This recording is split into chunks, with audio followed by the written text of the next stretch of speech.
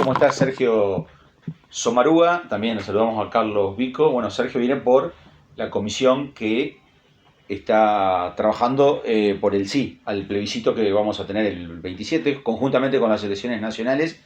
Y resumidamente te pido ver, que nos cuente bueno, qué va a estar votando. Hay gente que no sabe que hay elecciones el 27, me enteraba acá una vecina de la oficina. Y también va a haber un plebiscito, debe saber menos seguramente.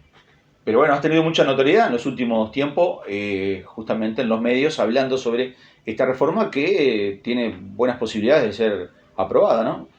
Bueno, el movimiento social uruguayo, el movimiento sindical en particular, es fiel a su historia, ¿no? Nosotros desde nuestros orígenes, a fines del siglo XIX, nacimos bajo el influjo de la lucha por los derechos. Y en base a la lucha por los derechos es que el pueblo uruguayo ha construido sus libertades, ¿no? Entonces para nosotros esta circunstancia que estamos hoy impulsando este plebiscito para enmendar el artículo 67 de la Constitución y consagrar la seguridad social como un derecho humano fundamental, tiene que ver con estas dos cosas. Nuestra historia, que es una historia de lucha por las grandes mayorías, por los derechos y las libertades de nuestro pueblo, y con un presente que enfrenta una reforma jubilatoria que impuso este gobierno de forma parlamentaria en mayo del año pasado, que ha resultado muy dañina y muy perjudicial para los trabajadores y trabajadoras de todo el país y las familias trabajadoras de todo el Uruguay, ¿no?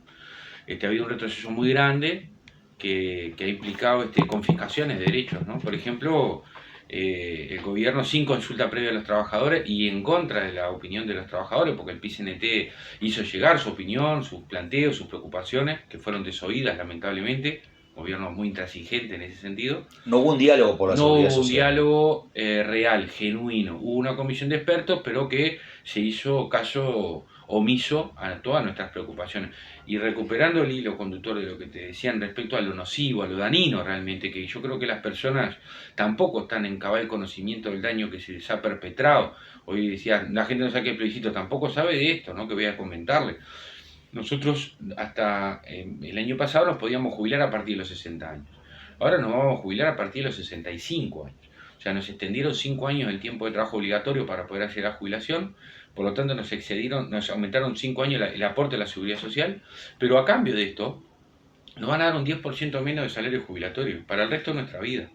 Porque las personas se jubilaban a los 65 años, se jubilaban con el 55% de su promedio salarial. Ahora se van a jubilar con un 45%. ¿Qué significa esto? Que por año de vida las personas van a recibir una jubilación menos. Porque ese 10% acumulado son 120%, o sea, en más de una jubilación. Y esto en un salario de 50.000 pesos, para llevar los números, implica que la persona pasa a cobrar 50.000 a cobrar 22.000 pesos. Y con eso va a tener que vivir el resto de su vida. Pero además, otro daño que se perpetró contra los trabajadores es cómo se calcula ese porcentaje.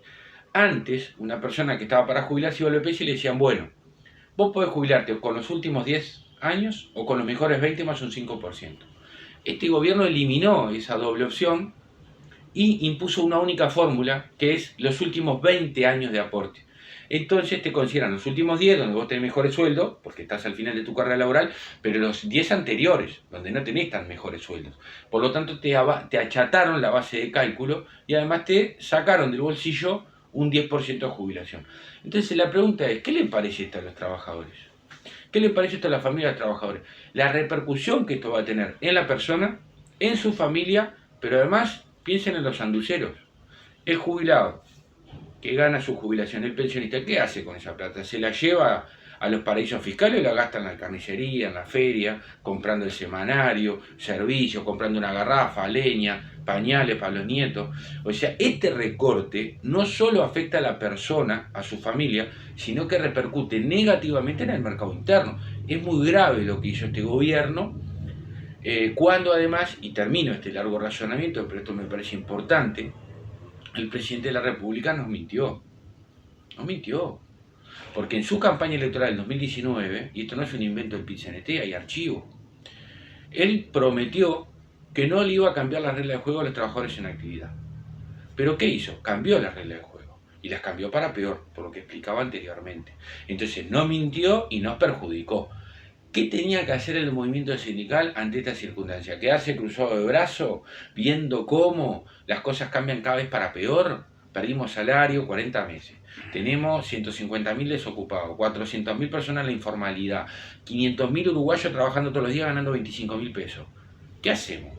¿Nos quedamos sentaditos diciendo muchas gracias por tanta tragedia? ¿O salimos a juntar firmas en un proceso democrático y popular para invitar a la ciudadanía a votar si quiere o no este cambio constitucional para ir hacia una nueva seguridad social?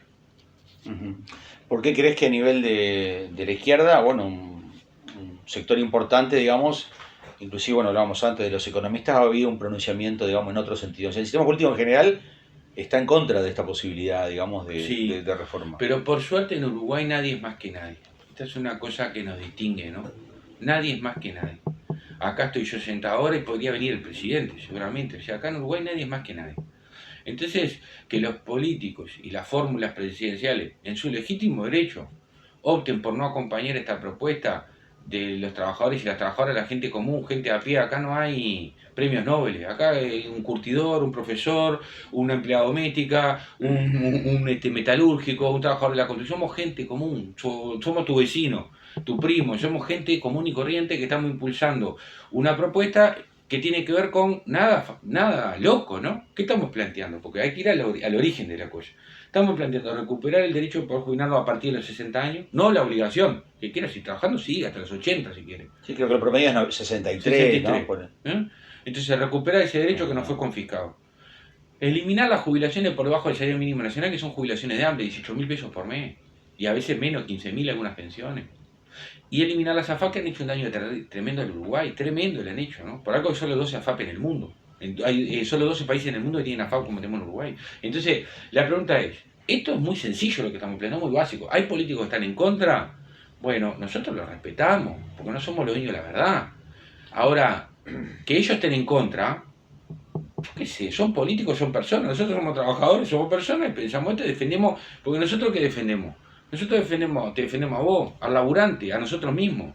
No estamos para defender a los políticos ni al presidente, que mientras todos venimos perdiendo a mansalva salario, el presidente aumentó un 60% de su patrimonio. Está bien por él, acá nadie es envidioso, pero nosotros no defendemos a la gente que ya está cómoda, defendemos a los que están más golpeados, a los humildes. Y en cuanto al costo que tendría, en caso de aprobarse en sí, a nivel país hay un costo, digamos, Sí, ¿no? totalmente. ¿Cómo se financiaría? Bueno, mira, acá hay dos tiempos. Un primer tiempo, que son 4 periodos de gobierno, entre 15 y 20 años, que el BPS lograría la autosostenibilidad absoluta. Pero esto no lo dice Sergio Somaruga, porque si no sería muy fácil, ¿no? ¿De dónde lo sacó Somaruga esto? ¿Dónde el PCNT dónde lo sacó? Esto está en el informe técnico del propio BPS con fecha 27 de noviembre, que fue entregado al Parlamento de la República. Ahí mismo está. Que el periodo de autosuficiencia, producto de la eliminación de las AFAP, sería hasta el 2040 aproximadamente. Entonces, durante todos esos años, el BPS no necesitaría ni un solo peso de asistencia económica de parte del Ministerio de Economía para pagar todas sus prestaciones. Que recordemos que el BPS no solo paga jubilación y pensiones, paga un montón de cosas que las AFAP no pagan.